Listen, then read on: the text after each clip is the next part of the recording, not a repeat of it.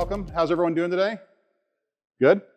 So, attend anything interesting so far? I mean, we had the keynote, which I was busy looking at my talk preparing for this and not paying attention to the keynote, but it sounded like it was good. And then there was, and I spent the previous session actually just talking with other people about Redis stuff. So hopefully you all have attended great stuff today. This is Memory First, an introduction to Redis. Who here has heard of Redis? Besides just now. Yeah. This is a straight up, if you haven't touched Redis ever, or if you've touched Redis a little bit, there's a little bit in here for people that know Redis. Like I got some nice detail, some nuggets to go into if you're fairly familiar with Redis. If you've not used Redis before, or you've used it just a little bit, then I go into greater detail. So Redis is one of those things. So almost all of you have heard of Redis. Who's used it? Who's used it for something other than a cache? Excellent. What did you use it for? What was it? Okay. Session storage. That's a very common use case for Redis as well. The other common use case is for PubSub, for messaging. Yeah, you're nodding your head. So those tend to be the most common use cases. We're going to talk about things you can do with Redis. Most people, when I say, internally, people say, well, what's everyone out in the community think Redis is for? And I say, Redis is a cache because it has get and set. That's probably what the bulk of you have used it for. We're going to go deeper than that. So, my name is Guy Royse. I'm a developer advocate at Redis, which means I'm doing my job right now. Here's my social things on here. There's 3 bits of information on this slide that matter. One of them matters to me. Actually, you really can't see the one that matters to my boss, which is the Redis logo, and something that matters to you. The thing that matters to me is, of course, my my social links here. So I'm still on X, but I'm also on Blue Sky. A lot of people are migrating. I'm on X as @GuyRoyse, or Twitter, currently known as X. And I'm on Blue Sky as @guy.dev, which is also my website. The thing that matters to you on this slide is that github.com/GuyRoyse URL. I've got several examples of code for talking to Redis in Python, JavaScript, Java, and .NET, C#. We're going to look at the JavaScript example because this is Connect.Tech, which would make the most sense, although if someone really wants to see a different one, we could look at it. But all of them and the slides are out there on GitHub for you to play with on your own. So let's start out with the basics of the basics. What's a Redis? I had a boss that used to say this all the time. This was his opening line is, your job is to tell people what a Redis is. What's a Redis? And so Redis is a cache, which some of you said, right? More specifically, it can be more than a cache. It is in memory, but it can be more than a cache. It's a key value store, which means it's a giant hash table. And if you're using it for PubSub, it can be a message broker. But what I like to say, and all these things are true of Redis, but the thing that I really like to say, sort of my elevator pitch, my one-sentence description of Redis is, it's a memory-first, NoSQL database. Does that sound pretentious enough? And I say this, that it is memory first, because everything is in memory. Memory is the system of record for Redis. So every single thing you write to Redis and read from Redis is being written to and read from memory. And this makes it stupid, ridiculously fast. It lets you Ricky Bobby everything. It makes it super fast. It's NoSQL because you're not doing SQL statements against it. It's a key value store. You provide the key name, and it gives you the value that's in that key. In the case of a get and set, that's a string. But it can be other things as well. It can be lots of different data structures. I like to think of it as all of those data structures you learned about in computer science class in college, that it's those behind a wire protocol. So it's like networked memory. And it's a database. And so it can be persisted to disk. It's not only in memory. It is clusterable, so you can take multiple nodes of Redis and scale it horizontally. And it's replicatable, so that you can create duplicates of the data in case one of those nodes in that cluster goes down. And so it does all the things that a database does. Internally, Redis is a giant hash table. And as all hash tables have, it has a key, which is what you store it under. It's the key value store part of the key.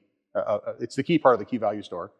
And that key can contain all sorts of values, the most common of which is a string. It's a simple string. It's actually not a simple string. Strings are more sophisticated in Redis than people realize. You can store text in there, but it's actually a blob. It'll store binary data. It's binary safe. And so you can also store a JPEG in there. People often it's like, what kind of a string encoding does Redis use? It doesn't. If you shove UTF-8 in there and then read it back out, it's still encoded as UTF-8 because it's just storing the bytes. If you store just ASCII in there, then it's just going to be ASCII encoded. It's just whatever data you put in there. A string is actually not a string in the programming language sense. It's more of a blob. And because it's binary in nature, you can actually treat strings as bitmaps.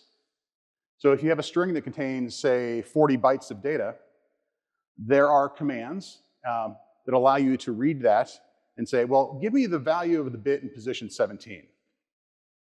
Or take this key, this string, which contains 40 bytes, or more accurately, 320 bits, and AND it with this other one, or NOT it, or it, or flip this bit at this location. So there's all these bit manipulation things.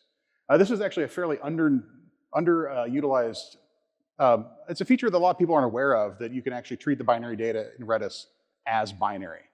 So it's kind of neat. Related to that is the idea of a bit field.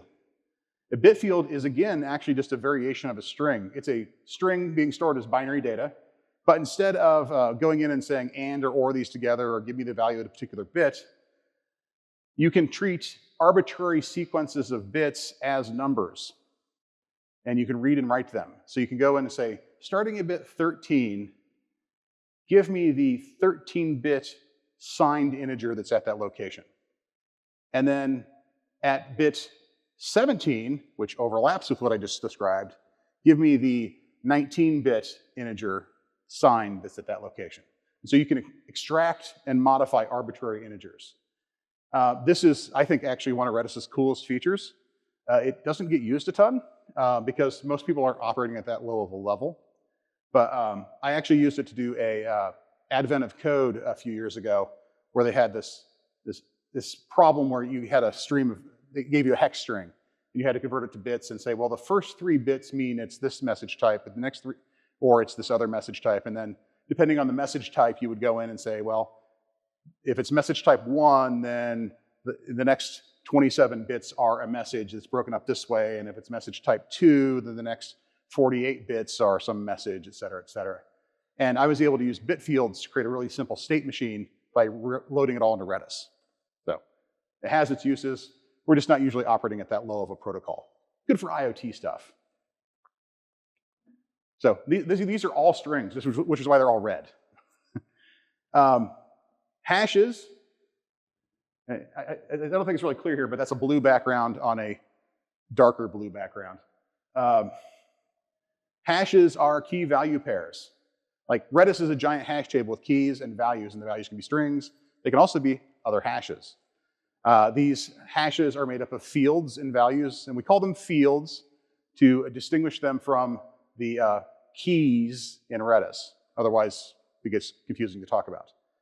And so a hash is just it's a hash table in a key in Redis. And like any hash table, you can read and write and modify the values in it, the fields in it.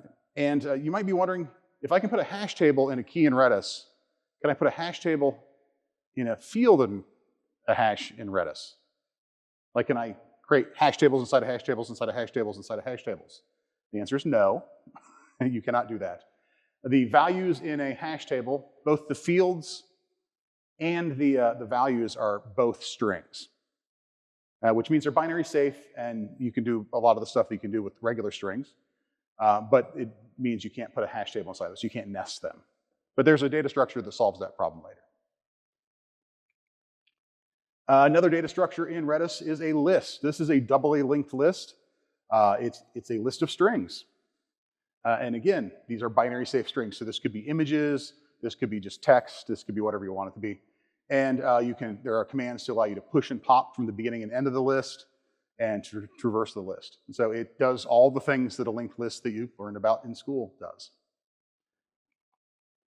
There are sets.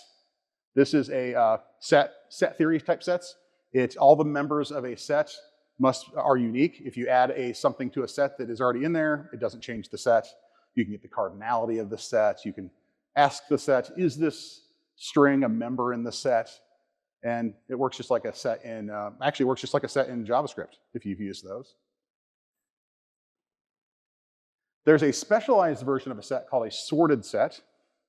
A sorted set. Sorted is a different word. And a sorted set is just like a set, except each member of that set has a numeric value associated with it. And this gives it a natural order that you can then query. And so you can use this to make great like leaderboards. So you take all the people that are playing the video game and you put their username and their score in there. And then there's commands to allow you to query, give me all of the members that are between this number and this number, give me the top 10, give me the bottom 10, things like that. So it's basically a set that has a natural order. There's actually an interesting trick with this, which I'm not going to get into in detail at all. But if sorted sets have the same numeric value, they need a tiebreaker. And that tiebreaker is the lexical value of the string itself. So the string that starts with the letter A comes before a string that starts with the letter B.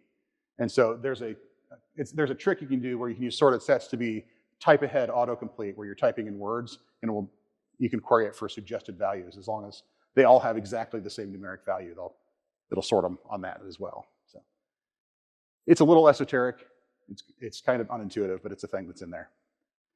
There's a specialized version of sorted sets called geosets. And a geoset takes that numeric value in a sorted set and uses it to encode a latitude and a longitude. It stores it as a geohash. And then it's got commands to, of course, say, is there a place called Sicily? Or is there a place called Milan in here? But also you can say, I'm in Milan, what's within 50 kilometers of me? Or I'm in Atlanta, what's within 100 miles of me? And so this lets you do some basic geographical searching. But otherwise, it's still just a sorted set. It's just that numeric value is encoding a location. There's another interesting structure. There's a whole class of these in Redis, but we'll talk about just this one here, of probabilistic data structures. I have an entire talk on this.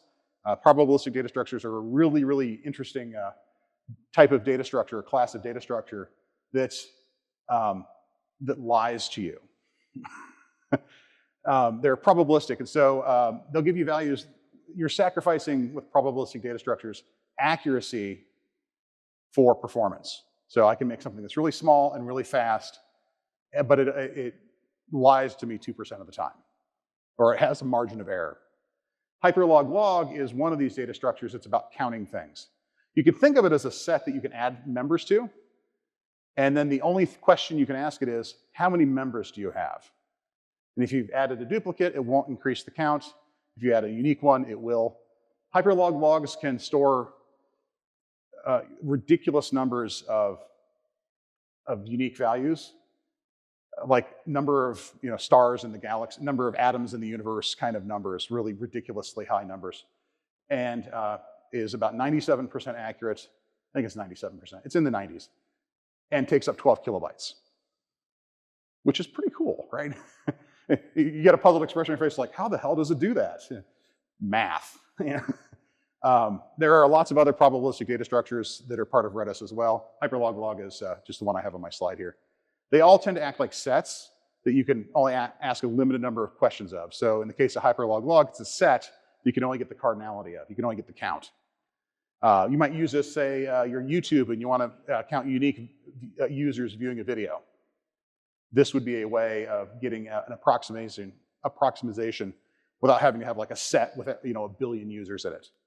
You could instead use 12K, and it'll be off by a couple %, but who cares? It's once you cross 1 billion views on Gangnam Style, then it doesn't matter anymore. Right? But there are other ones that will do things like you can only ask for membership, or you can only get like the ranking of them, but you don't know their counts, those sorts of things. And then last but not least on this slide is event streams. So if you're familiar with Kafka and streaming architectures and that sort of thing, Redis has an event stream data structure that can be stored in a key. You can add to it and pull values, read things off the end of the list, off the event stream, or consume it from the beginning of time forward. You can do all the things that you do with event streams. I'm going to focus on 4 of these data structures today. We're going to talk about strings, show you how they work in a little greater detail. We're going to talk about hashes in a little more detail, just to get an idea what the commands are to modify them, work with them, lists and sets. So that's sort of a high-level overview of what the hell is Redis and why do we care. Redis, however, is extensible, and you can add new data structures and commands using something called modules. Modules are a plugin. You write them in like C or Rust or a systems level language, and you can add new commands and new data structures. This lets you, you get some interesting feature you want to create, some data structure that doesn't exist, you can do that. And we've done that at Redis. We've created some extensions. One is called Redis JSON, or just JSON, creates a JSON data type that will allow you to do nested values within nested values. It's JSON, it's a tree that's being stored in Redis that can be modified in place. We've got search, which allows you to, I believe our product name for this is now the Redis query engine. It's search. And you can set up indices on hashes and JSON documents in Redis and be able to query those using a query language. So give me, all the Bigfoot sightings where that happened within 50 miles of Atlanta, when the temperature was above 75 degrees Fahrenheit. You can do queries like that. There's Bloom, which contains additional probabilistic data structures beyond hyperloglog. And there is time series, which allows you to store time series information like real-time stock information or maybe IoT temperature sensors, that sort of thing. We've actually bundled all these together in what we call Redis Stack. And this slide is actually a little bit out of date because we've actually bundled it all into what we call Redis 8 now, but that's not out just yet. There's a couple of milestone releases that you can go play with. But we bundled them all together in something called Redis Stack, so it's Redis with all the other modules hooked into it. And actually, in the case of Redis Stack, it also includes Redis Insight. That's not the case with Redis 8. You just download Redis Insight separately and install it. It's a GUI that lets you use Redis as opposed to doing command line stuff.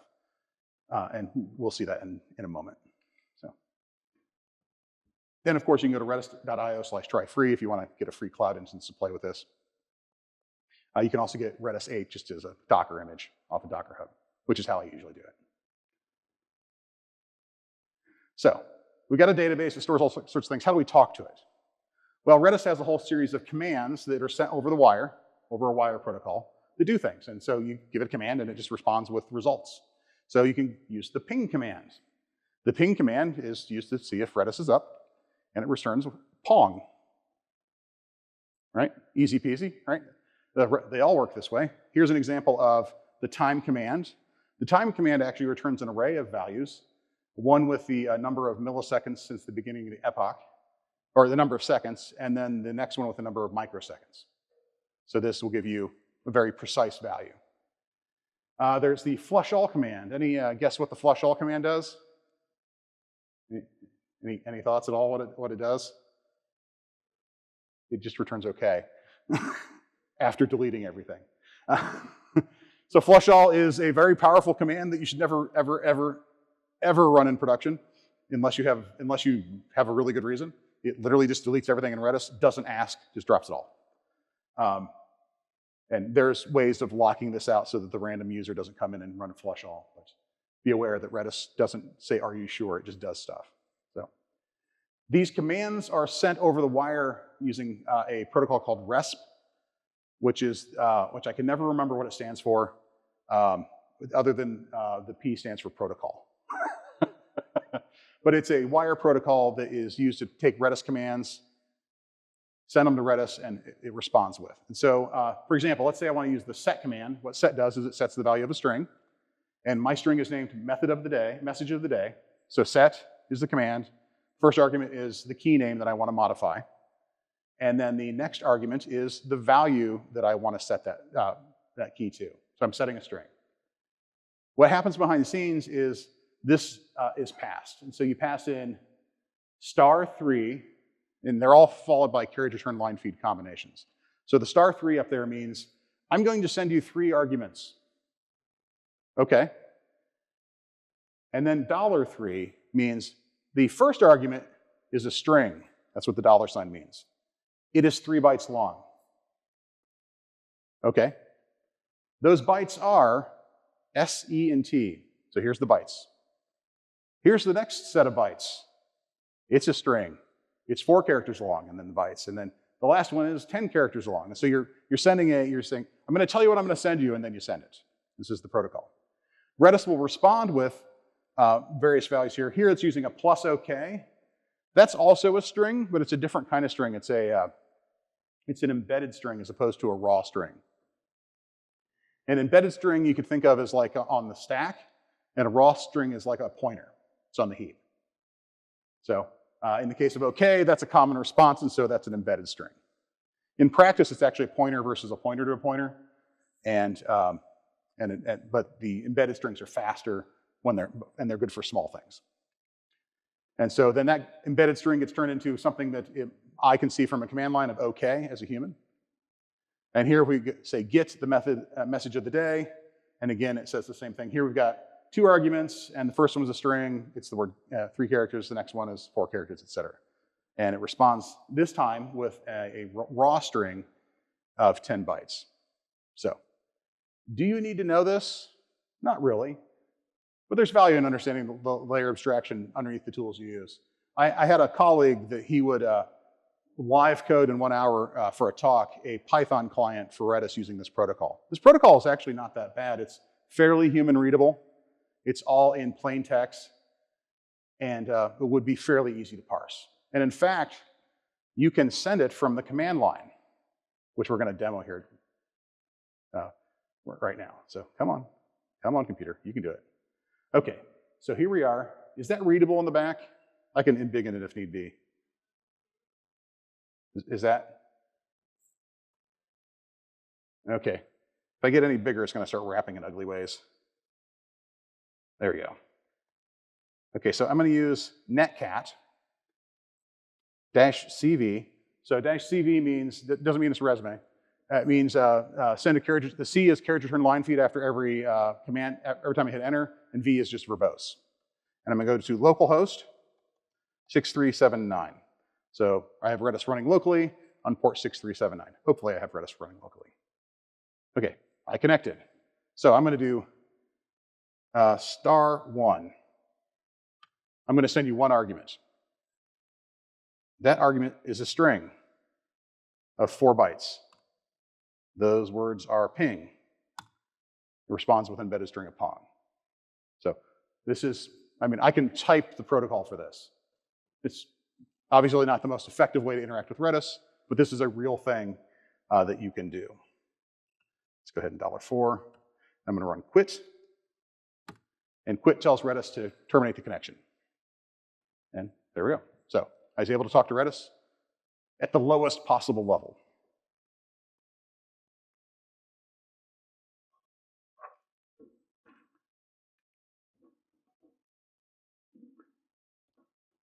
So let's talk a little bit about strings. I've talked about strings a fair bit already, but they're pretty easy to work with. You can use the set command and the get command. Set foo equal to alpha sets foo to alpha. Get foo will return alpha. Another way that you can set things in to strings is using the Redis CLI. So I didn't use Redis CLI. I was used to using the netcat, but you can use Redis CLI to interact with Redis as well from your terminal. And if you give it that -x command, if you do Redis CLI space and then any command, it'll just run it and then return it to your terminal. If you just run Redis CLI, it'll take you into like a REPL to interact with Redis. The -x up there, what it means is take whatever's piped in at the end and make that the rest of the command. So what this is doing is I've got some binary file, data.bin, and I'm redirecting it into a Redis command. And so this is going to set foo equal to bytes of data from that file.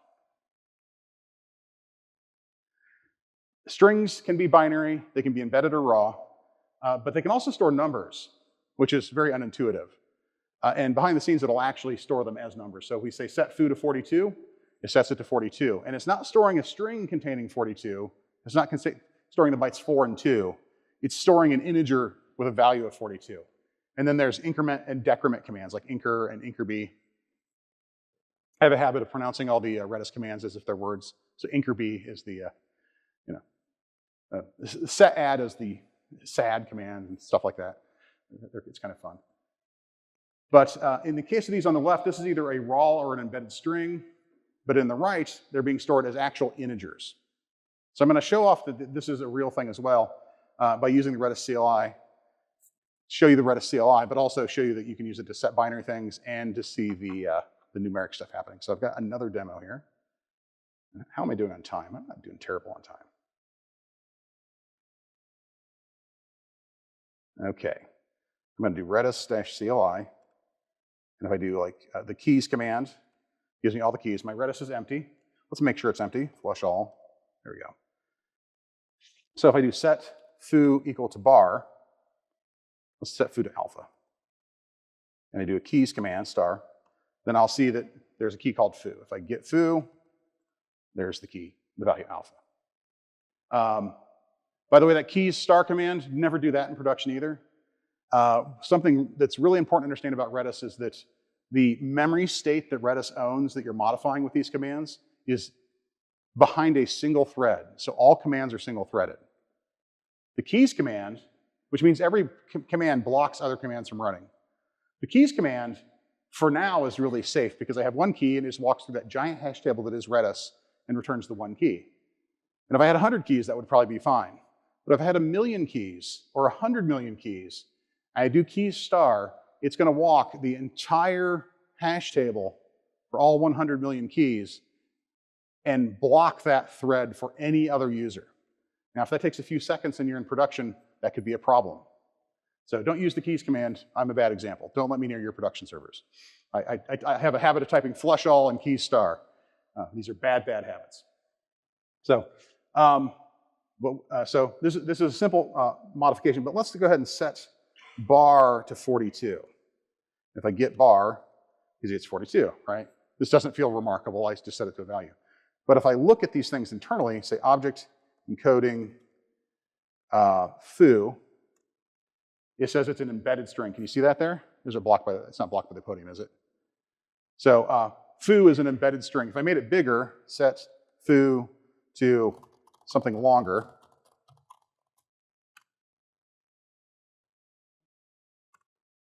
now it's a raw string because it's bigger. And if I get the object encoding of bar, which I put a number in, we can see it's an integer. So Redis will do this behind the scenes. You can do this with any value, like the hash tables and stuff. They'll use different data structures depending on how much is in them to optimize it for space and speed. So I want to show one other trick here just to show that these are binary. So I've got this Elvis JPEG here. So I'm going to go ahead and say Redis-CLI-X set Elvis, yeah, there we go. And then redirect the Elvis.jpg in. Now if I go to Redis-CLI and do keys, you should see the Elvis key. We do get Elvis. We can see that it's got just a bunch of /x's for the hex values in there. And so this is just how Redis CLI decodes binary data. It escapes it so you could use it from like C or something like that. If I go ahead and get it,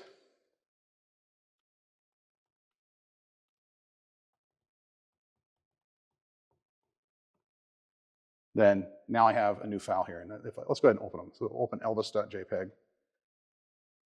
Elvis. So there's the Elvis GIF. It just makes me laugh every time. And then here's the one that I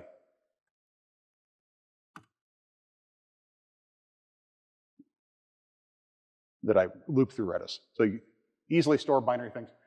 Keys and strings and hash values and hash fields are all strings. So you can actually use a JPEG as a key name if you wanted to. I don't necessarily recommend it, but that is a thing you can do.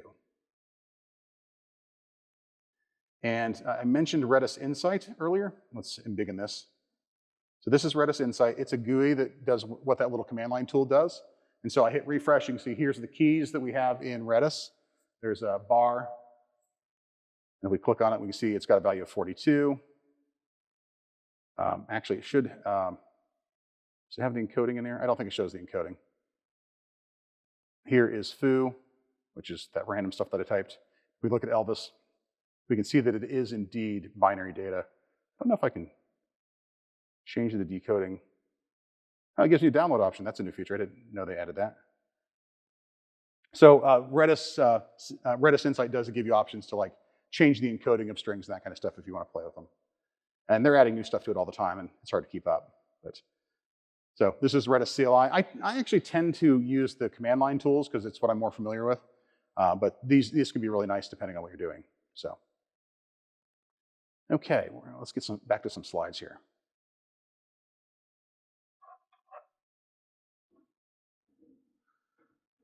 So I've shown you a few simple commands, get and set and those sorts of things, and object encoding, which is actually not really a simple command. This is probably the most important URL that I'm going to show you on the screen today.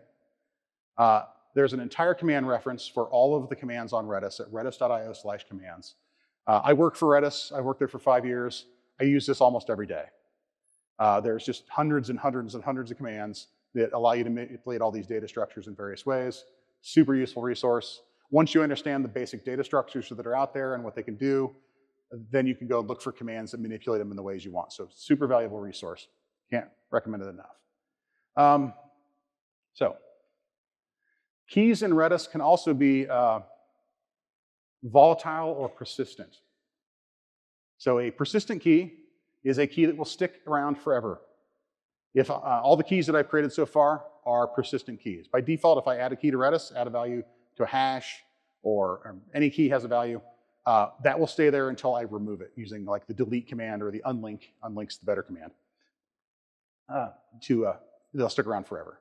However, you can make keys volatile, which means that they will have a time to live and will go away at some point. They are removed on or after that time to live. It's not guaranteed that they'll be removed if they're expired, if the TTL is expired. However, if you try and get a key that has expired, it will check and say, oh, it's expired, never mind, there's nothing there. So Redis doesn't necessarily aggressively go after keys and remove them, but it won't let you get them if they're old.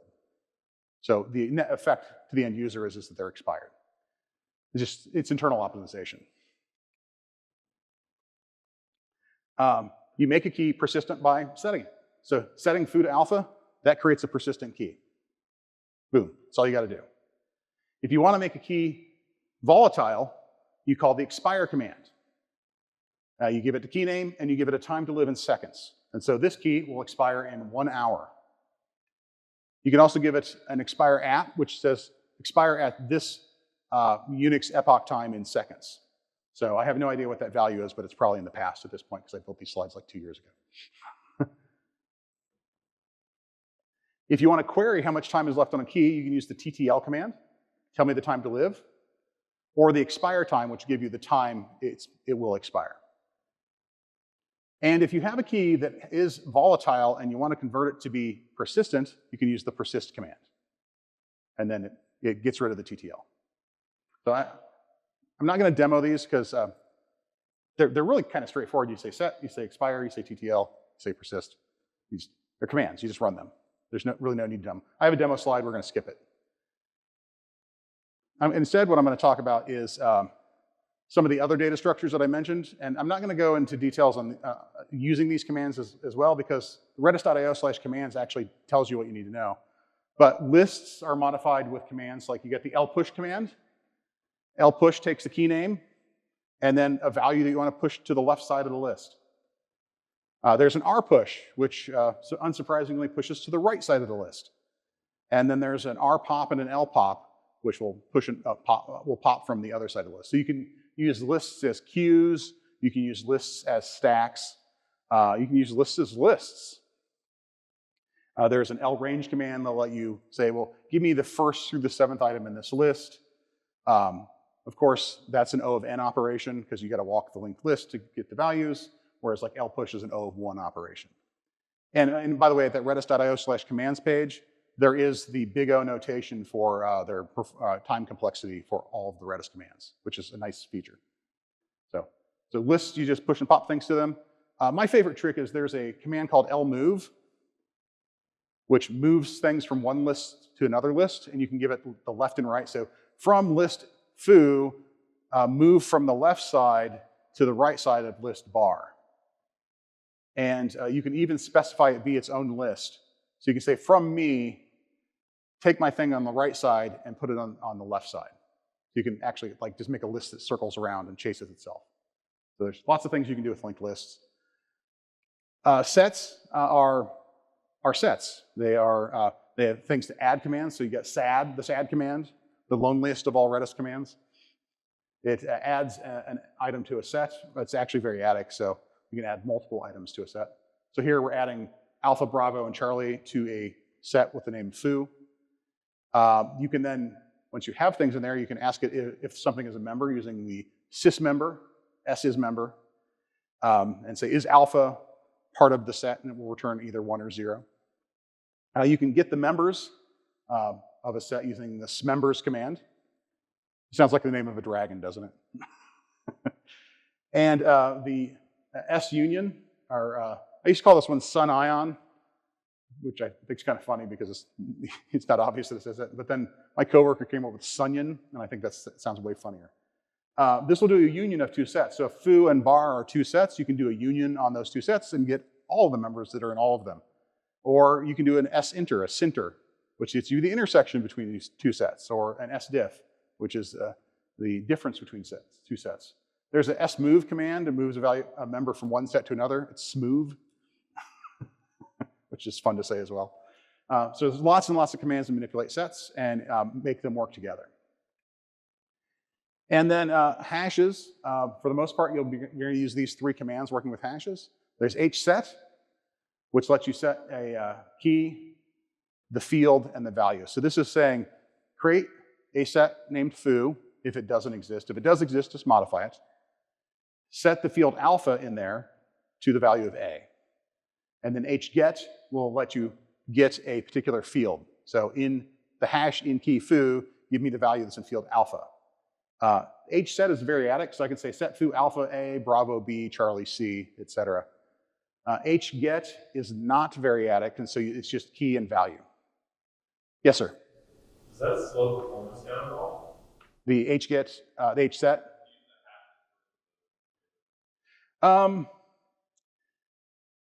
So hset is going to be O of 1 or O of n, where n is the number of keys you're adding. So if you add a single field, that's going to be O of 1, right? Hget is O of 1. Hget all is going to be O of n for the number of keys. And so it doesn't really, using a hash versus a set, a lot of these operations are all O of 1, which is not to say that they have identical performance characteristics, because some, it's like this process takes 100 seconds regardless of how much data you give it. Well, that's still O of 1, but it's not going to do what you want it to do, right?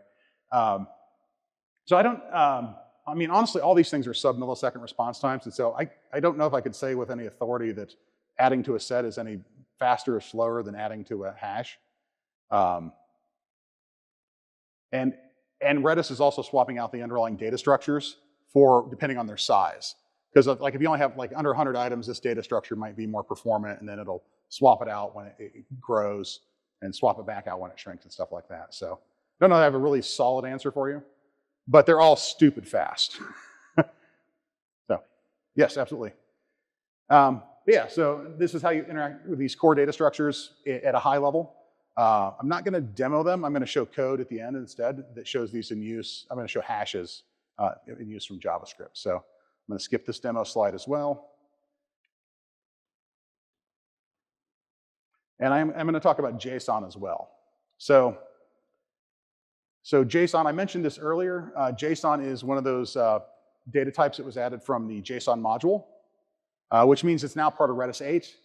And as soon as Redis 8 comes out with a production release, I recommend running out and using it. If you want to play with things locally, like I'm actually running Redis 8 on my MacBook right now, milestone release 2. And by all means, go out and play with it. I haven't had any problems so far. It's been working great. But, obviously, let's use 8.0 before it's even production ready in production. Bad plan. But JSON is included in that. This also is part of Redis stack. So JSON solves a problem. It actually solves several problems. The most common scenario where people would use JSON with Redis, and at times this is appropriate.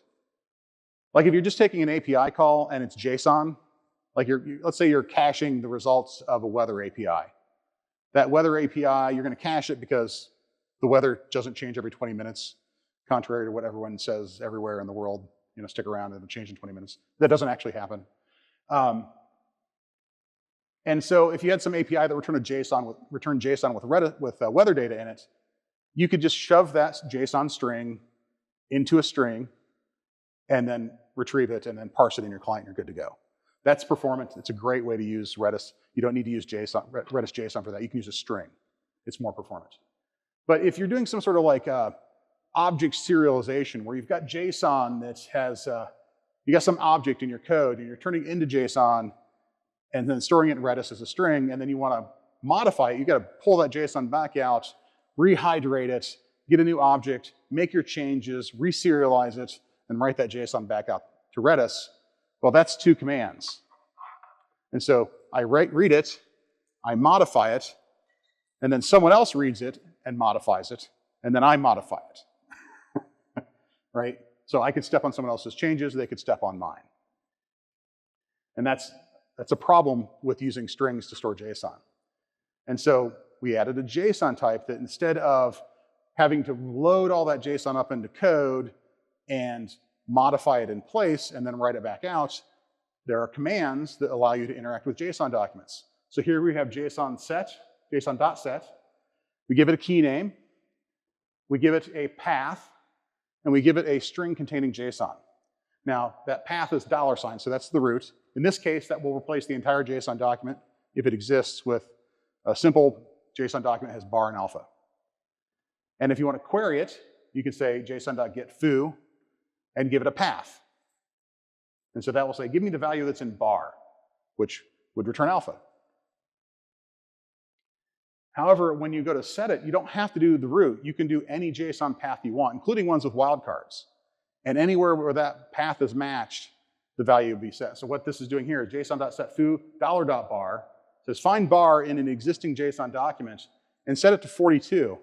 And it will replace alpha with the number 42. And so there's all these commands to manipulate JSON in all the ways you would expect to be able to do it. It manipulates a tree structure in Redis in memory. And then when you go and query that entire JSON document, it just serializes either portions of it or the entirety of it, depending on what your JSON get is. It's pretty powerful. The thing that I like about it is that hashes in Redis, for example, are flat. They don't have any depth. And they just contain strings, which are either numbers or strings, and they're binary safe. JSON is JSON. And so it contains strings, of course, and arrays, and objects, and numbers, and booleans, and all the things that you can put in a JSON document. And so this is just proper JSON stored in Redis.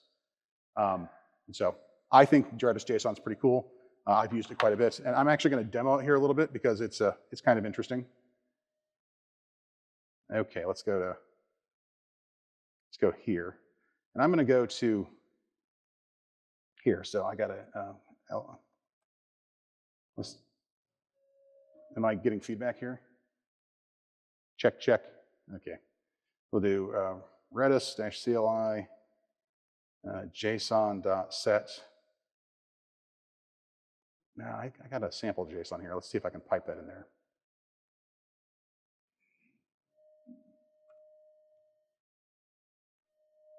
I think it's trying to auto-adjust the levels because I'm not talking. Oh, wait, hang on. I need to give it a key name. We'll be imaginative. There we go. Now, if I go into Redis Insight here, I've got a JSON document, and I can see there's my Elvis Presley. He's age 42. He's got an address, which is 306 Elvis Presley Drive, Tupelo, Mississippi, 38804. That actually is the house he was born in. And then phone numbers, which I've totally made up. But there's 2 of them in an array. And then his email address, elvis@kingofrockandroll.com. So I've stored JSON. And Redis search is treating it as JSON. I go here, say Redis CLI, json.get. Oh, that's not what I wanted to do at all. That's like the worst of all things. There we go. JSON.get, JSON, and then let's do a path of $. What did the file look like? Let's do $.age. So that returns 42. Let's make that a little prettier. There we go. Now, if I just do a simple JSON.get of just a document, type that into JQ, then here's the document I added to Redis. If I do it with a path of like $sign or $.age, you'll notice you get an array back. And that's because that path could match many things, right? Like if I do a ... number, there's 2 phone numbers. And so they come back as an array of the 2 matching things. You can actually do kind of stupid stuff like, let's get the values in all keys. Hang on. It needs to be in quotes. So now this goes through all the keys, and so there's the name, there's the age, there's the address, and then here's the phone numbers, and then there's the email address. So you can query these documents in lots of ways. You can actually even do multiple queries in a single command. So I use $.age. Whoops. Do that. I'm trying not to create feedback here. It's a little awkward. You're hearing it, right? Okay. I'm not having a flashback or anything, am I? So in this case, I gave it multiple paths. So JSON.get, $.name, $.age, and that returns an object which has the paths I have and then the values that match those queries. So there's lots of ways to use JSON.get. It returns lots of different values. If you do the key name, returns the JSON document, easy peasy. If you get a path, it will return multiple things that match the path. If you give it multiple paths, you give you an object with all your paths and then the multiple things they matched. So it has 3 different return modes. But yeah, that's Redis JSON. Let's go ahead and, we've got one last slide here. And then we'll look at some code. I think we have time. We got 12 minutes, right? These are hour-long talks, I hope, right? So the one last thing I want to talk about was persistence. So you're thinking, why would I use Redis as a database? It's all in memory. I'm going to lose it, right? Well, Redis actually has mechanisms to store stuff to disk to make it permanent and persistent. You can store things in an RDB file, which is out of the box. Redis will do this by default. And you can configure it in the redis.config file. You give it a save options, and that first number is the number of seconds since a key has changed, and the second number is the number of keys. So that save 3601 says, save an RDB file, a snapshot of everything that's in Redis, every hour if at least 1 key has changed. Save them if at least 100 keys have changed every 300 seconds, so every 5 minutes. And if 10,000 keys have changed and a minute has gone by, go ahead and save it. So you can configure how often you want it to take snapshots based on how much load's happening. You can also force it to save to the background, save an RDB with the bg save command. bg means background, and you can actually just type save as well. But what save does is it blocks the main thread and writes to disk and then returns. And so when save is running, nothing else can happen. Background save forks copies the memory, returns, and then starts saving in the background. bg save is the way to go. There's also an append-only file for persistence in Redis. You can turn this on in Redis comp by saying append-only yes. By default, it's no. And what an append-only file does is it logs all of the commands that you send to Redis that could modify the state of the database. And then as they come in, it logs them out the disk. And then when you shut down Redis and restart it, then those commands are executed and applied to the database again to recreate it. As you can imagine, this builds up slowly over time and can make for long start times. There's command rewrite AOF, or background rewrite AOF, that will allow you to trigger this manually. And what that rewriting does is it compacts it down. It looks there and says, well, we set this key 10 times, and then we deleted it. Well, we don't need that key. we can just remove it. And so that gets rid of 11 lines in the AOF file. That AOF file needs to be written to disk periodically. By default, you got 3 settings. Always, every second, and no. If you set the file system sync to no, then this is basically how often you call flush on a file to write it to disk. You know that thing where you right-click on a thumb drive and then say unmount it so that you can safely pull it out? Well, that's just flushing all the pending writes that are still in RAM on the operating system to disk so that it's safe to yank it out. That's what the append fsync does. If you say no, Redis will leave it up to the operating system to write it to disk, and then you could lose data if it hasn't been written to disk yet. Always says every single time a command it comes in, call flush. That makes Redis slow because you're basically serializing the file system to every write to Redis. And so the recommended setting is every second. So once a second, it writes out the append-only file if there's changes. And then there's configuration for how often and how big the append-only file rewrite needs to happen. So if the file, set at the percentage of 100, that means if the file doubles, run rewrite. And then a min size, it has to be at least 64 megabytes before you'll even consider it. So that's pretty much my presentation. I wanted to show some code here just to show you that this stuff is real and what it would look like to use as a developer. Now, Redis is a back-end concern. You're not going to be running this from the browser. You're running it from Node. But here is an example of a simple database call. Let me embiggen that a little bit. There we go. That writes to I believe this writes to a hash. So the first thing you do is you use a library called Node Redis. You can get that by doing npm install Redis. And because of that name, it's the most popular package for working with Redis from Node. And Redis maintains this package. And then you call create client. Create client creates a client that will let you talk to Redis, but it's not usable yet. It's not open. And here we are handling saying if there's an error, go ahead and log it. And then we call connect.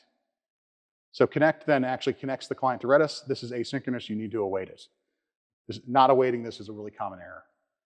Not calling connect is also a really common error. Once I have this client created and connected and awaited, then it's just a matter of calling commands. And so, for example, this calls hset, which sets the value of a hash. And for the most part, the commands in Redis, in Node Redis specifically, one-to-one map to the commands in redis.io/commands, the actual commands that we've been playing with. And so hset is camel cased here with a lowercase h and a capital S. You can just uppercase them all, but I always think that looks weird in JavaScript. Like I could make this be hset, not like that, like that. And that's valid too, but I just think it looks dumb. And so I always use the camel cased version because it looks more like it should in JavaScript. And so and this is really all there is to it is you just call hset and hget and hgetall. So here I'm setting some fields in a hash. Here I am reading fields, and so I'm calling hget multiple times. This is actually a little bit of complicated code here because I'm using a little map for all the field names and getting the individual fields. And then because they're all asynchronous, I have to handle all the promises using promise.all. But I'm just calling hget. Here's hdelete. You just call hdel. And then here's hget, showing that they're not there. Here's hset, setting a numeric value into a hash. So you can put numbers in there as well as regular values. And then getting those numeric values. And this code's all out on GitHub. Here we have hinkerby, incrementing a number in a hash. And here's hmget, which gets multiple fields. This is actually, I think this command's deprecated. Because, no, hmget is not deprecated. That lets you get multiple fields, but not all the fields. And then here's an hgetall. And you can put binary values in here as well. Here I'm using a buffer from just a simple array of numbers. And then you can call set and pass in that buffer, and it'll write the buffer to that value as well. So, and I'm going to run this just to show that it actually runs.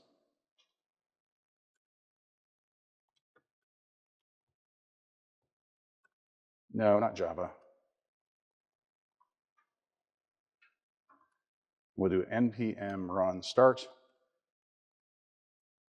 And so here is that it's called hset to set alpha to foo, bravo to bar, etc. Here we are getting the values, and I'm spitting out the values that I read out of Redis here. Then we delete them all, and then see that they return null.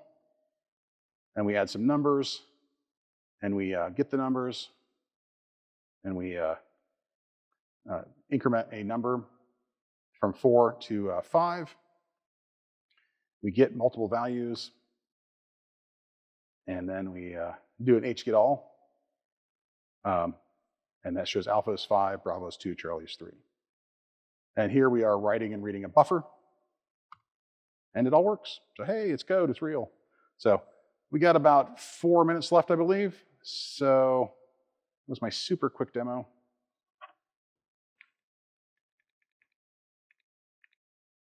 Any questions? Yes, sir. So in the typical application, you have a relational database for your main persistence, and then on top of it, you have this caching Redis, and you just build the application on just Redis. The answer to that question is yes and yes.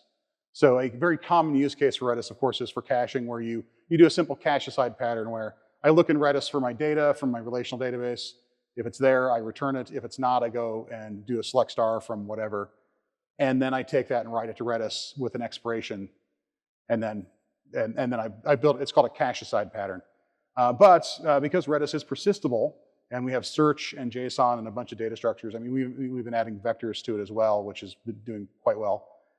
You can use Redis as your primary database as well. This can be a particularly good choice where, for example, if you're trying to, like I'll run into these people, they want to say, well, I've got my entire database here, and then it's all in Redis as well. And so I've got my data in 2 places. And whenever the database in the original relational database I have changes, I want Redis to update automatically. In that scenario, you just need Redis, right? If you literally have your data in 2 places and you always want it to update to Redis, you're just using Redis. Just get rid of that other thing, you don't need it. Now, obviously, there may be architectural reasons why that's not a good idea. But yeah, so you can do both. You can use it both as a primary database or as a cache in front of other databases to improve their performance. And in front of APIs and your code in general to improve its performance. So, any other questions? Can you evict specific keys within the hash, or is it at the key level? That's a great question. That's a feature we just added, actually. In Redis 7.4, we added field level expiration for hashes, which is something that has been asked for a lot. Yeah, there's an hexpire, a hexpire, and an httl, and hpersist, and all those commands that I was showing you for expire at, and there are versions of them that start with H, and will let you expire at the hash level. I do think that could be a little bit of a dangerous pattern, but that dives into how clustering works, because if you've got a single key that's got so many fields in it, like you have a hash with like 1 million fields in it, you might actually want to just have 1 million strings, because when you cluster, those strings get smeared across the cluster. But when you use a hash with 1 million fields, that's 1 key on 1 node in the cluster. So there's a trade-off to be made there. But yeah, that is a new feature. I probably should have included that in here, but I built these slides before 7.4 came out. So thanks for asking. I'm really glad you asked. My boss will be very happy. We got less than a minute. Any other questions? The correct answer is no. Yeah, go ahead. Yeah. I wish it was. We got rid of Redis Graph. It was a lot of engineering effort to build it, and we were basically, it was a niche database inside of a niche industry, because Neo4j honestly is the 500-pound gorilla in that space. And so we were competing with them, and they're already kind of in a niche market where you don't use Graph for a lot of things. But Graph is so cool, I love it and I miss it. So the most important slide, the second most important slide, if you want these slides, they're out on GitHub. The sample code I showed you is out there as well. You can trust the QR code. It will not give you up. It will not let you down. And it just takes you out to my GitHub. So I really need to rickroll an audience someday. I haven't done it yet, but. And that's pretty much what I got. So I'll be here the rest of the day, of course. So if you have any questions, see me in the hall, feel free to ask. I'm Guy Royse. There's all my socials, and thanks a lot.